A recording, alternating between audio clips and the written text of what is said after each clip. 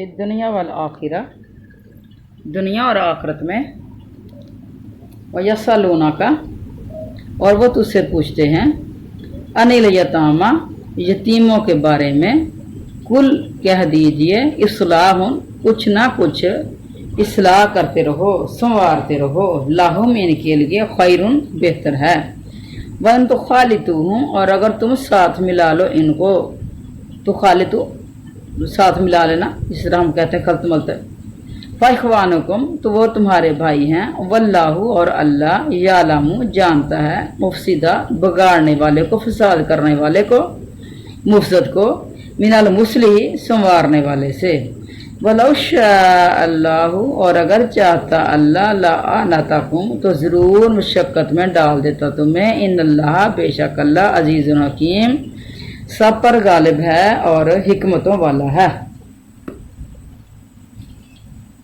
اچھا، یہاں یتیم کے بارے میں حکم ہو رہا ہے، پچھلے میں کیا تھا کہ غور و فکر کرو، اور اب یتیم کے بارے کی آ رہی ہیں، یہ آیت ایک ہی آئی ہے اس میں، تو اس کے بارے میں، یتیم کے مال کے بارے میں کافی آیات ہیں قرآن پاک میں۔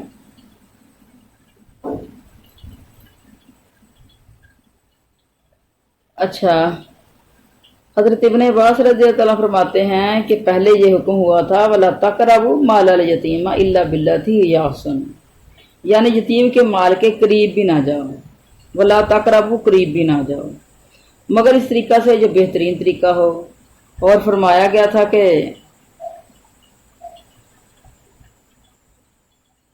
اچھا کہ ان الذین یاکلون اموال الیتامی ظلما انما یاکلون فی بطونہم نارا وسیصلون سعیرا، یعنی جو لوگ ظلم سے یتیموں کا مال کھا جاتے ہیں وہ اپنے پیٹ میں آگ بھر رہے ہیں۔ یہ سورۃ نساء کے اندر ہے، اور وہ بھڑکتی ہوئی جہنم میں عنقریب داخل ہوں گے۔ تو ان آیتوں کو سن کر ان لوگوں نے جو یتیموں کے والی تھے یا جن کے پاس یتیم پال رہے تھے، تو ان یتیموں کو کھانا پینا اور ان کا وہ پانی اور گھر کی ہر چیز جو ہے وہ اس کی علیحدہ کر دی۔ اب ان کا اگر پکا ہوا کھانا بچ رہتا تو یا تو وہ خود ہی دوسرے وقت کھاتے یا پھر خراب ہو جاتا۔ تو جو ایک طرف تو یتیموں کا نقصان بھی ہونے لگا، اور دوسری جانب جو ان کے والد تھے وہ بھی یتیموں سے تانگ آئے کہ کب تک ایک ہی گھر کے اندر اس طرح کا کھانا جو ہے وہ رکھ رکھاؤ کریں۔ تو ان لوگوں نے آ کر حضور صلی اللہ علیہ وسلم سے عرض کی کہ جس پر پھر یہ آیت اتری، قل اصلاح اللہ خیر، کہ تم میں سے جو اصلاح کرنے والا ہے اس کو بھی اللہ خوب جانتا ہے۔ نیک نیتی اور دیانتداری کے ساتھ ان کے مال کو اپنے مال میں ملا لینے کی رخصت دی گئی ہے۔ اللہ جانتا ہے کہ جس کی نیت فساد کی ہے، جس کی نیت کھانے کی ہے، جس کی نیت جو ہے کیسی ہے، اللہ ان کو جانتا ہے، نیتوں کو جانتا ہے۔ تو اس طریقے سے ہماری عائشہ بھی فرماتی ہیں کہ یتیم کے مال کے ذرا ذرا سے مال کی اس کی دیکھ بھال بہت مشکل ہے، اس کا کھانا الگ ہو، اس کا پینا الگ ہو، تو یہ تو پھر بہت مسئلہ بن گیا ہے۔ تو جہاں پھر اجازت دے گی کہ مل کے پکا لیا اور مل کے کھا لیں، تو اس کے اندر کوئی حرج نہیں ہے۔ اللہ تعالیٰ فرما رہے ہیں کہ اللہ تمہیں مشقت اور تکلیف میں مبتلا نہیں رکھنا چاہتا، جو تنگی اور حرج تم پر یتیم کا کھانا پینا بالکل جدا رکھنے میں تھا وہ اللہ تعالیٰ نے دور فرما دیا، اور تمہارے اوپر جو آسانی فرما دی کہ ایک ہنڈیا رکھنا اور ملا جلا کام کرنا تمہارے لیے جو ہے وہ آسان ہو گیا۔ لیکن یہ بھی بتایا گیا ساتھ کہ اگر یتیم کا نگران اگر تانگ دست ہو، محتاج ہو، تو دستور کے مطابق کچھ نہ کچھ اس کے خرچوں میں لے بھی سکتا ہے۔ اگر کسی مالدار نے بھی ضرورت کے وقت اگر کسی یتیم کی کوئی چیز لے لی ہے تو پھر وہ اسے ادا کر دے۔ انشاءاللہ یہ زیادہ مسائل جو ہیں وہ آگے کی آیات میں آ رہے ہیں۔ آگے دیکھیں، وَلَا تَنْكِحُوا الْمُشْرِكَاتِ اور تم نہ نکاح کرو، تنکحو نہ نکاح میں لاؤ، مشرکات مشرک عورتیں، لمبی تیز ہے، مونس کی نشانی ہے، مشرک عورت حتیٰ یؤمنہ جہاں تک کہ وہ یؤمنہ ایمان والی ہو جائیں یا ایمان لے آئیں، ولا عامت مومنات اور یقیناً جو ایک مومن لونڈی ہے، عامت مومن لونڈی، خیرون بہتر ہے، من مشرکات کسی بھی مشرک عورت سے، ولو عجبتکم اگرچہ وہ تمہیں اچھی لگے، ولا تنکحوا اور مت نکاح میں لاؤ، اپنی عورتیں مشرک مردوں کے حتیٰ یومنو جہاں تک کہ وہ ایمان لائیں، ولا عبد مومن اور یقیناً ایک مومن غلام خیرون بہتر ہے من مشرکین کسی بھی مشرک سے، ولا وہ عجبکم اگرچہ وہ تمہیں اچھا لگے، اولئک یہی لوگ ہیں یدعون بلاتے ہیں للنار آگ کی طرف، واللہ اور اللہ یدعو اللہ بلاتا ہے الی الجنت جنت کی طرف، والمغفرات اور مغفرت کی طرف باذنہ اپنے حکم سے، ویبین اور کھول کر بیان کرتا آیات ہی اپنی آیات للناس لوگوں کے لیے، لعلہم تاکہ وہ یتذکرون وہ نصیحت حاصل کریں۔ اہل کتاب کی عورتوں سے نکاح کرنا وہ کیسا ہے کہ شرک والی عورتوں سے اللہ تعالیٰ فرماتے ہیں کہ وہ ایمان نہ لائے تو تم نکاح نہ کرو ان سے۔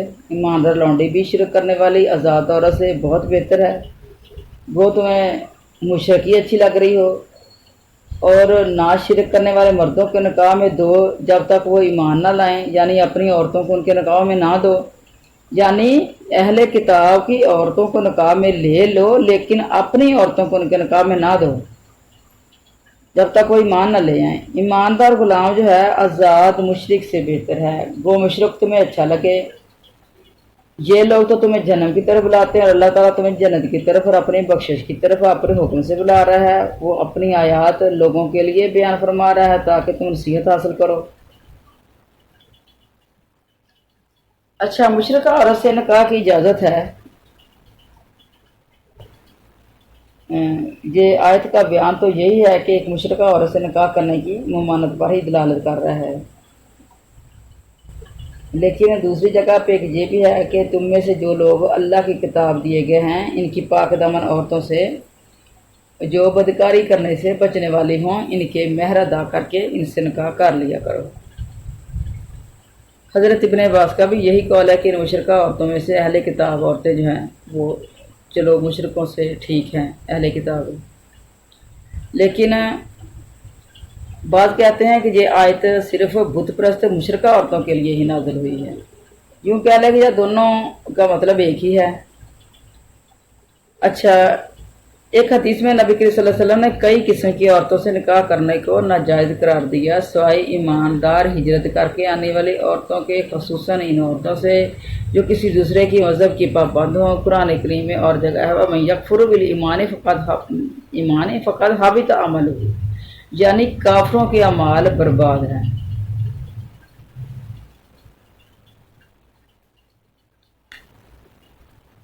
اچھا، حضرت فاروق رضی اللہ تعالیٰ عنہ اہل کتاب کے نکاح کو ناپسند فرمایا ہے اور اس آیت کی تلاوت فرما دی کہ امام بخاری حضرت عمر فاروق کا قول بھی یہی فرماتے ہیں کہ میں کسی شرک کو اس شرک سے بڑھ کر نہیں پاتا کہ وہ عورت کہتی ہے کہ عیسیٰ علیہ السلام اللہ کے بندے ہیں، تو اس سے بڑا اور شرک کیا ہو سکتا ہے، یعنی یہ بھی مشرک لوگ ہیں۔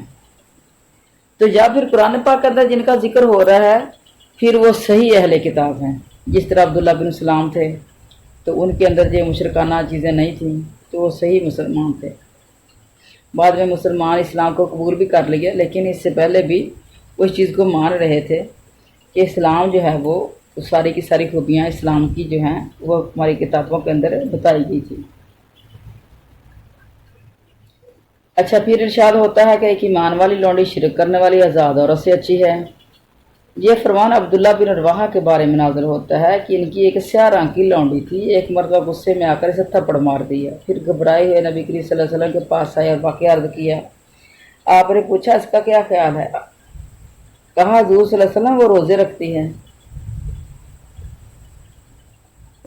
نماز پڑھتی ہے، اچھی طرح وضو کرتی ہے، اللہ کی وحدانیت اور آپ کی رسالت کی گواہی دیتی ہے۔ آپ نے فرمایا اے ابو عبداللہ پھر دو ایماندار ہیں؟ کہنے لگی یا رسول اللہ قسم اس اللہ کی جس نے آپ کو حق کے ساتھ بھیجا ہے میں اسے آزاد کر دوں گا، اور اتنا ہی نہیں بلکہ اس سے نکاح بھی کر لوں گا۔ چنانچہ یہی کیا جس پر بعض مسلمانوں نے تانا دیا کہ وہ چاہتے تھے کہ مشرکوں میں ان کا نکاح کرا دے جانے اور انہیں اپنی لڑکیاں بھی دینا چاہتے تھے تاکہ وہ ان کا نسب ہی کام رہے۔ تو اس کے اوپر یہ اللہ تعالیٰ کا فرمان نازل ہوا کہ مشرک آزاد عورت سے تو مسلمان لونڈی 1000 درجہ بہتر ہے، اس طرح مشرک آزاد مرد سے مسلم بھی بڑھ کر ہے۔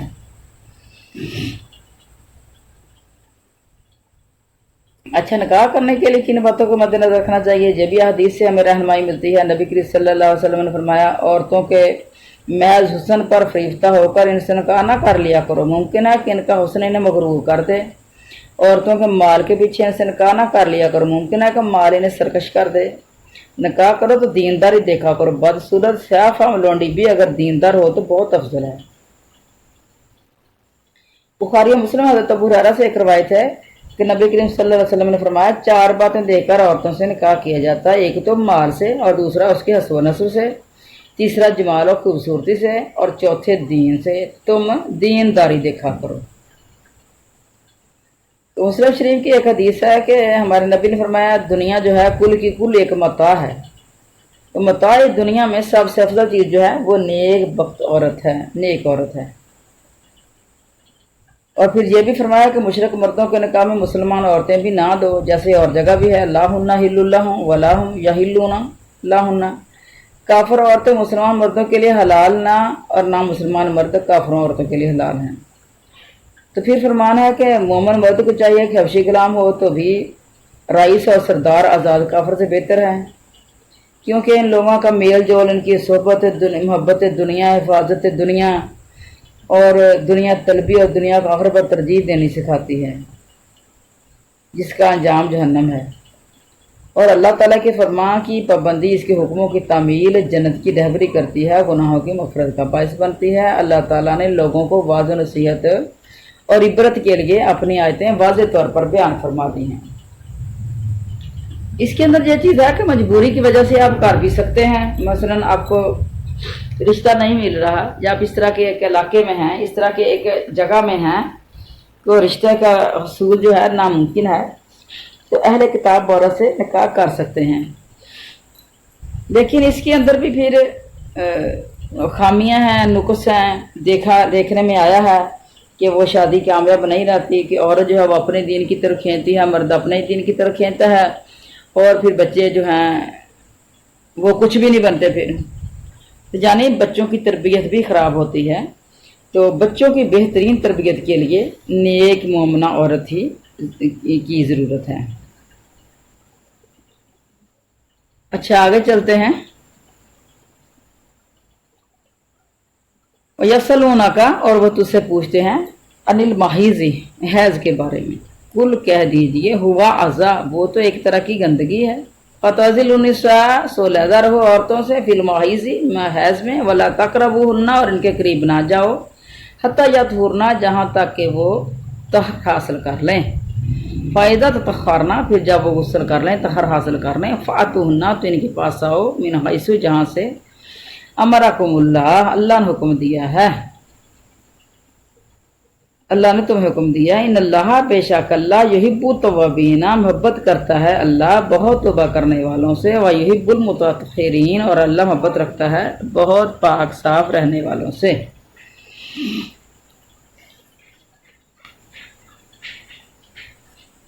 हैज़ के दिनों के बारे में सवाल कर रहे हैं, तो कहो कि वो गंदगी है। हालत हैज़ में औरतों से लग रहो जब तक वो पाक ना हो जाएं, इनके करीब ना जाओ, और जब वो पाक हो जाए तो इनके पास जाओ जहाँ से तुम्हें अल्लाह ने इजाज़त दी है। अल्लाह ताला तौबा करने वालों में और पाक रहने वालों को पसंद फरमाता है। तुम्हारी बीवियाँ तुम्हारी खेतियाँ हैं, अपनी खेतियों में जिस तरह चाहो आओ, अपने लिए आगे भी भेजो, और अल्लाह ताला से डरते रहा करो, और जान रखो कि तुम इससे मिलने वाले हो। ईमान वालों को खुशखबरियाँ सुना दे।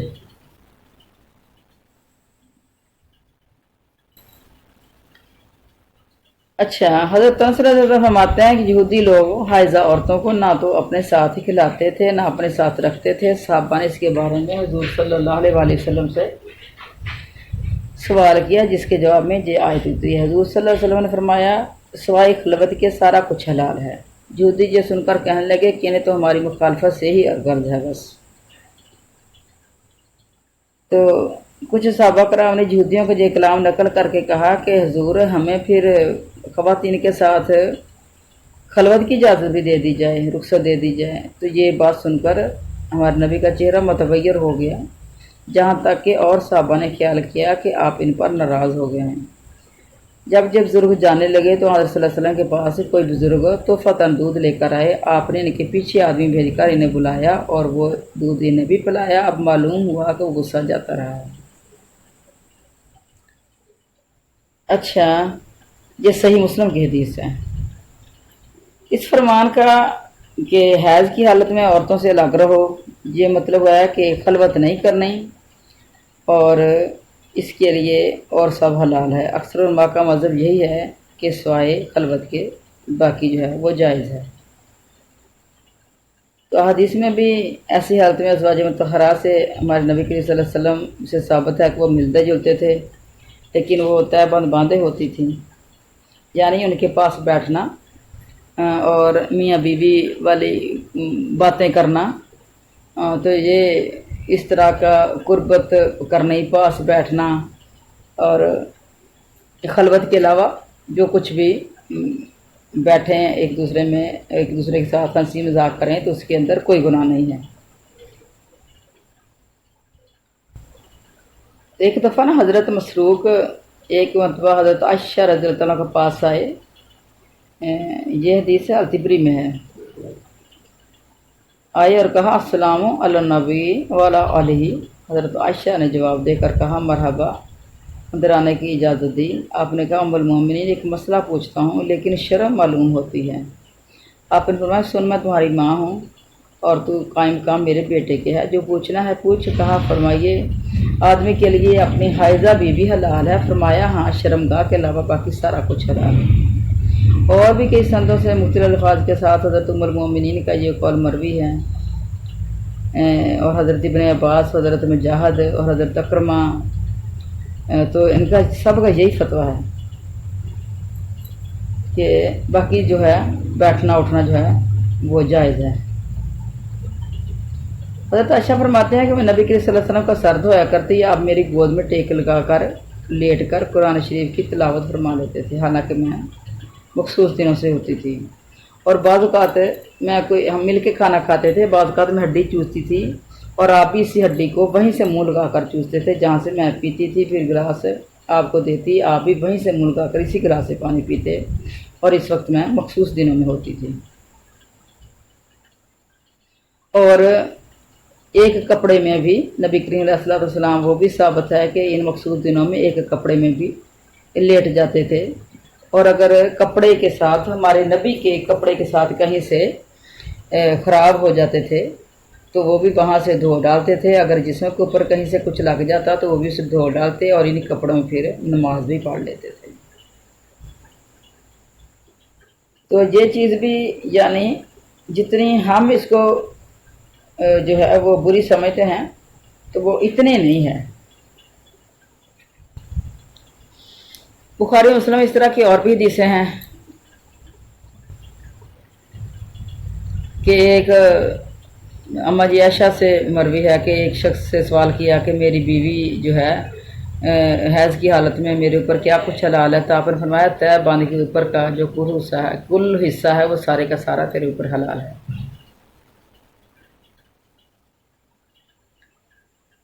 अच्छा, और क्या है इसके अंदर? हालत हैज़ में खलवत नहीं करनी, और अगर किसी से इस तरह का गुनाह हो गया है तो उसका कफ़ारा भी है। किसी हदीस में आता है कि वो 1 दिनार दे या आधा दिनार दे, सदका कर दे। फिर अगर किसी से हो गया है गलती लेकिन करनी नहीं है।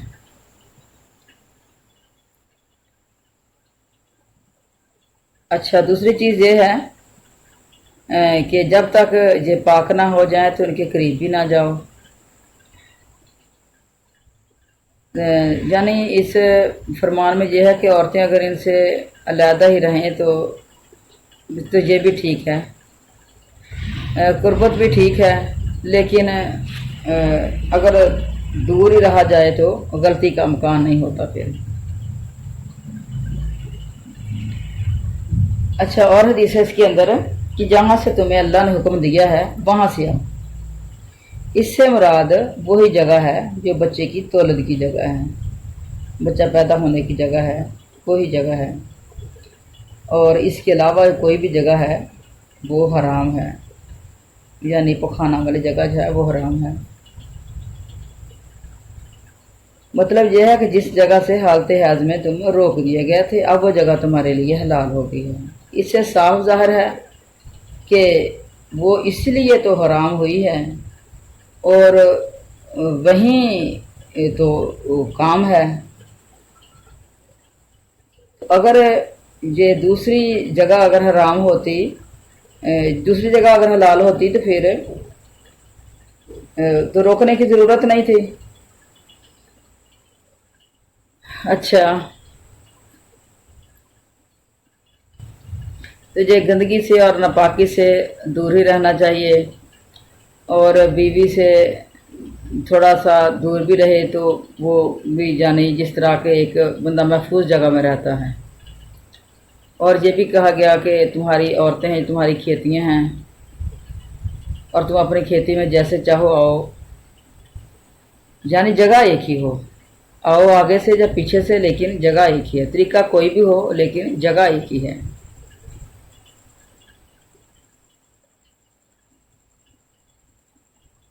اچھا، اور کیا ہے اس کے اندر کہ ایک عورت اس میں ہے کہ آپ سے ایک شخص نے پوچھا کہ ہم اپنی عورتوں کے پاس کیسے ہیں اور کیا چھوڑیں؟ آپ نے فرمایا وہ تیری کھیتی ہے، جس طرح چاہو آؤ، ہاں اس کے منہ پر نہ مار، اس کو برا بھلا نہ کہہ، اس سے روٹ کر الگ نہ ہو جا، ایک ہی گھر میں رہو۔ تو کھیتی کا مطلب کیا ہوتا ہے کہ جہاں پر بیج بویا جاتا ہے۔ کھیتی وہ جگہ ہوتی ہے جہاں بیج بویا جاتا ہے۔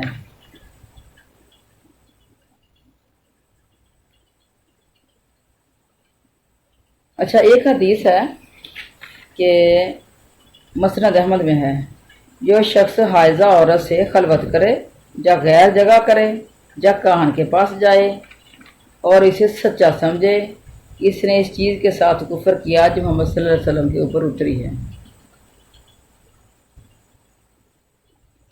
اب یہ دیکھیں کتنی واضح حدیث ہے۔ اور ایک اور روایت میں بھی ہے کہ یہ جگہ حرام ہے۔ حضرت ابن مسعود بھی یہی فرماتے ہیں۔ حضرت علی سے جب یہ بات پوچھی گئی تو آپ نے فرمایا وہ شخص بڑا کمینہ ہے۔ دیکھو قرآن میں ہے کہ لوطیوں سے کہا گیا کہ تم وہ بدکاری کرتے ہو جس کی طرف کسی نے تم سے پہلے توجہ نہیں کی۔ پس صحیح حدیث سے اور صحابہ کرام سے بہت سی روایتیں اور سندوں سے اس فعل کی حرمت مروی ہے، اور یہ بھی یاد رہے کہ حضرت عبداللہ بن عمر بھی اسے حرام کہتے ہیں۔ چنانچہ ایک حدیث میں ہے کہ آپ سے ایک مرتبہ جو سوال ہوا کیا گیا، ایک روایت میں ہے، تو آپ نے فرمایا کہ مسلمان بھی ایسا کر سکتا ہے۔ کسی نے پوچھا کیسا کرنا چاہیے، تو کہا مسلمان بھی ایسا کر سکتا ہے۔ اور دیکھیں جہاں بھی اس کی حرمت کا صاف حکم ہے کہ یہ چیز حرام ہے۔ اچھا، کئیوں نے جو حضرت عمر کی طرف نا اس طرح کے مسئلہ جو ہے منسوب کر دیا ہے۔ امام مالک کی طرف بھی اس طرح کا مسئلہ منسوب کیا کہ امام مالک جو ہیں وہ کہتے ہیں کہ ہاں یہ ٹھیک ہے۔ تو امام مالک سے کسی نے پوچھا تو امام مالک نے فرمایا کہ آپ نے فرمایا کہ تم بے سمجھ ہو، گواہی کھیت میں ہوتی ہے یا کھیت سے باہر ہوتی ہے؟ خبردار شرمگاہ کے سوا اور جگہ جو ہے اس سے بچو۔ سائل نے کہا حضرت لوگ تو کہتے ہیں کہ آپ اس فعل کو جائز کہتے ہیں۔ آپ نے فرمایا جھوٹے ہیں جو لوگ تہمت لگاتے ہیں میرے اوپر۔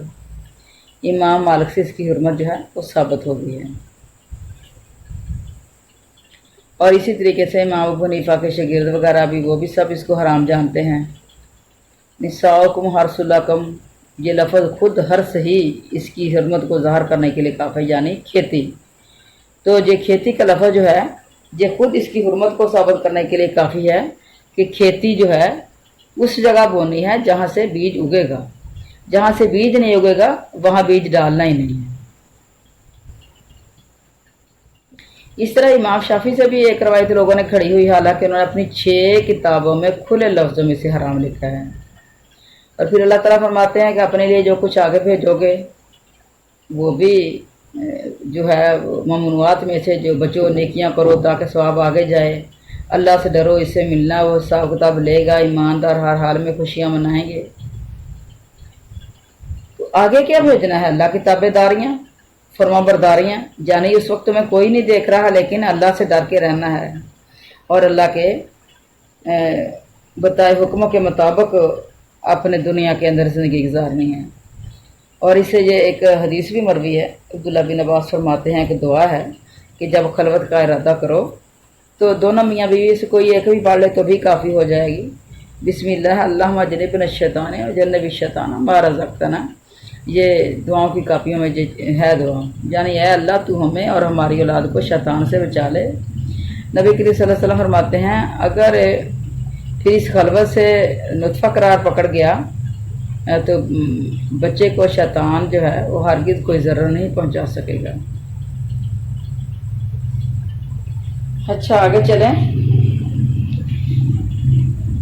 वला ताजालू, और मत बनाओ अल्लाह को उर्ज़ातन निशाना ले ईमानिकुम, अपनी कसमों के लिए, अन तबर्रु, इससे कि तुम नेकी करो, व तत्तकू, और गुनाह से बचो, व तुस्लिहू, और इस्लाह करो, बैनन्नास से, लोगों के दरमियान, वल्लाहु समीउन अलीम, और अल्लाह सब कुछ सुनने वाला है, सारा कुछ जानने वाला है।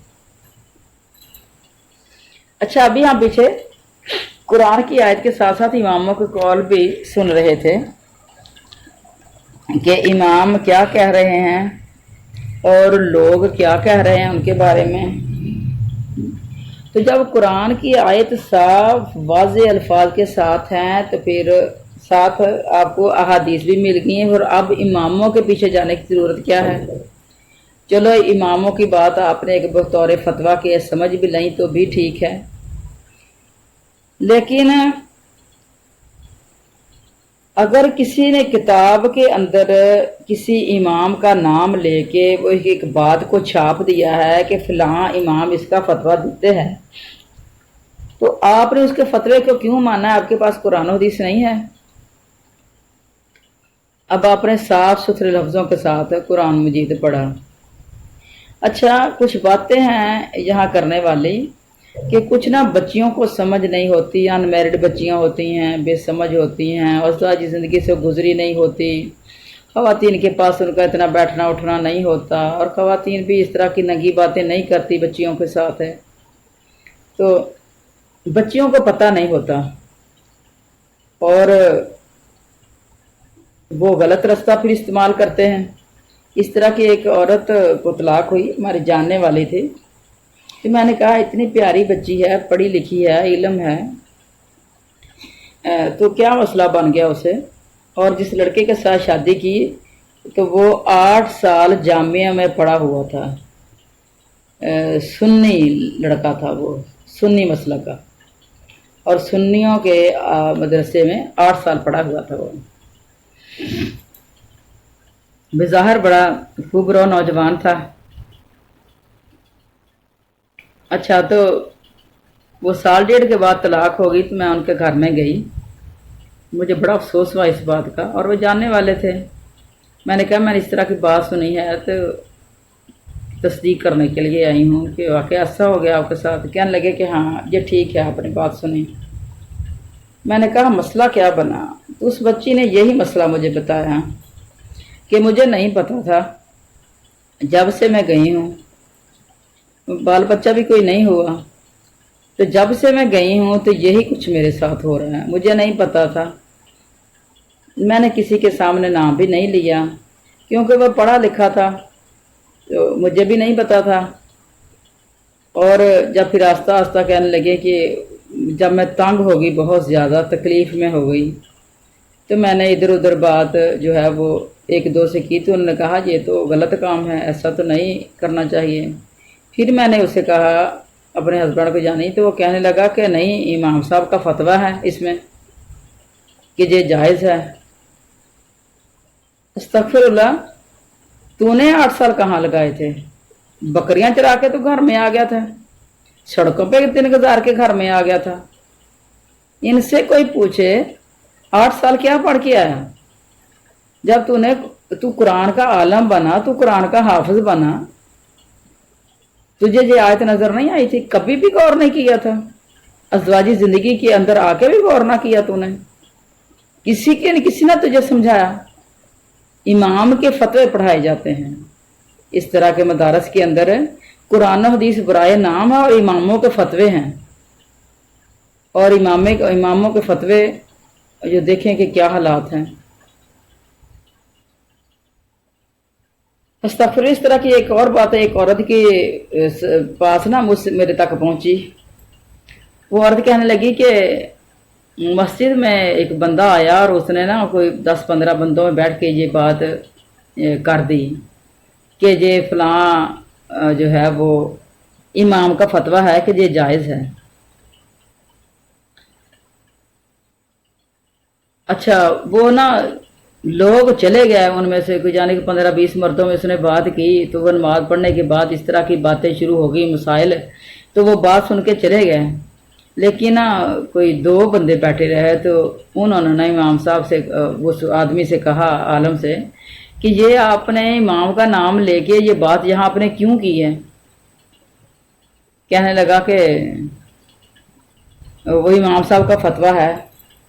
तो उन्होंने कहा कि इमाम साहब का फतवा है तो कुरान का फतवा जो है वो थोड़ा है क्या। हदीस की बात जो है तुम्हारे लिए आपने उसको नाकाफी समझा और वो हर चीज़ को आपने पसे पुश्त डाल के इमाम के फतवे को आगे रख के। तो जब कहने लगे कि जब हमने उनको ये कुरान की आयत और हदीस का हवाला दे के जब बात की तो कहने लगे कि हाँ, बात तो ये ठीक है कि कुरान हदीस की बात को मानना चाहिए, ये बात ठीक है, और उसको नहीं मानना चाहिए। तो कहने लगे कि वो उस औरत ने बताया जिसके हस्बैंड ने उसे आके घर में बताया था। कहने लगे कि अब जब 15-20 बंदों के अंदर आपने ये बात कर दी है, अब वो तो सच ही मान के बैठे हुए हैं ना।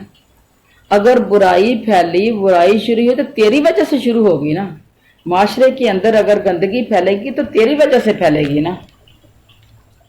तो ये मेरी एक रिक्वेस्ट है ये फतवा सुनने वाली ख़वातीन से कि जहाँ आप अपनी बच्ची को और कुछ समझाते हैं कि बेटी आपने गुजारा करना है, खामद के साथ टाइम गुजारना है, अगर वो कोई बात ऐसी कर भी दें जो तेरी तबीयत के मुवाफिक नहीं है, जब कोई चीज़ की आपको तंगी दें खाने की या पीने की या पहनने की, तो आपने गुजारा करना है। गरीबी है तो उसमें भी गुजारा करना है। सास ने बात की है तो दरगुजर करना है। ससुर ने कोई की है तो दरगुजर करना है बेटा। तो इस तरीके से जब हम इसकी इतनी नसीहतें करते हैं कि बेटा लड़ाई झगड़ा नहीं करना, घर में खुशी से आओ लेकिन लड़ाई झगड़ा करके ना आओ, तो छोटी छोटी बातें इधर उधर लोगों को ना सुनाए, तो कितनी ही हम नसीहतें अपनी औलादों को करते हैं। और उसके अंदर अगर आप खुद हम बात करने के काबिल नहीं होती इस तरह की, इतनी इस तरह की बातें जो शर्म के अंदर बर्बाद कर देती हैं दुनिया को, मुसलमानों को बर्बाद कर दिया, बच्चियों को बर्बाद कर दिया, तो वहाँ किसी और से कहलवा दें इस खुली और नंगी बात को भी, किसी के मुंह से कहलवा के बच्ची को समझा दें कि गलत रास्ता पहले दिन से इस्तेमाल करने देना ही नहीं, गलत रास्ते से आने ही नहीं देना। इसके अंदर झगड़ा करना पड़ जाए, इसके अंदर बात जहाँ तक भी पहुँचती है पहुँचने दें, लेकिन इससे दरगुजर नहीं करना, इसको जो है वो सिलेक्ट नहीं करना। तो इंशाल्लाह जो है हम इस्लाम को नाफिज करने में कामयाब हो सकते हैं, अच्छाइयों को फैलाने में कामयाब हो सकते हैं।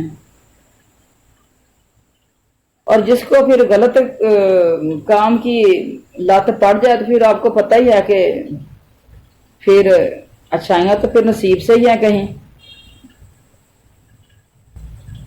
ये कुदरती बात है कि ये गलत बात जो होती है ये बहुत जल्दी सरायत करती है इंसान के अंदर, और गलत के अंदर जो है वो ज्यादा लज्जत है। और अच्छी बात तो हमारी वडेरियां माँ ये कहती थी कि गलत काम तो मिनट से पहले वो समझ आ जाता है, और अच्छाई जो है ये तो नसीब से ही मिलेगी। तो हम आयत पढ़ रहे थे अगली, वला तजअलू, और मत बनाओ अल्लाहु अल्लाह को उर्ज़तन, यानी अपनी कसमों के लिए एक ढाल ना बना लो, एक निशाना ही ना बना लो। अंतबर्रू, इससे बचने के लिए तबर्रु लफ्ज़ है अब्रार से, बिर से, नेकी से, तो फिर नेकोकारों का अब्रार कहते हैं। व तत्तकू और गुनाह से बचो, व तुस्लिहू और इस्लाह करो बैन अन्नास लोगों के दरमियान, वल्लाहु और अल्लाह समीउन अलीम सारा कुछ सुनने वाला है, सारा कुछ जानने वाला है। ये फजूल जो कस्में लोग बात बात में कस्में उठाते रहते हैं, अल्लाह कसम ये हो गया, अल्लाह कसम ये हो गया, तो ये इन कस्मों के बारे में ये आयात हैं और इनकी एक्सप्लेन जो है ये भी काफ़ी लंबी है, तो मेरा ख्याल है कि सबक काफ़ी लंबा हो जाएगा हमारा, तो ये इंशाल्लाह हम ना अगले सबक में करेंगे इंशाल्लाह ताला है। अल्लाह ताला जो सुना है अल्लाह इसके ऊपर अमल करने की तौफीक अता फरमा दे हमें, और अल्लाह हमें सिरात मुस्तकीम पे चला दे, सही मानों में मुसलमान बना ले। अल्लाह हमें दीन के ऊपर कारबंद फरमा दे और नेकियों को आगे फैलाने की तौफीक भी अता फरमा दे, और अल्लाह हमसे अच्छे काम ले ले दुनिया के अंदर, अपने नेक लोगों में अल्लाह ताला हमें चुन ले। अस्सलाम वालेकुम रहमतुल्लाहि व बरकातहू।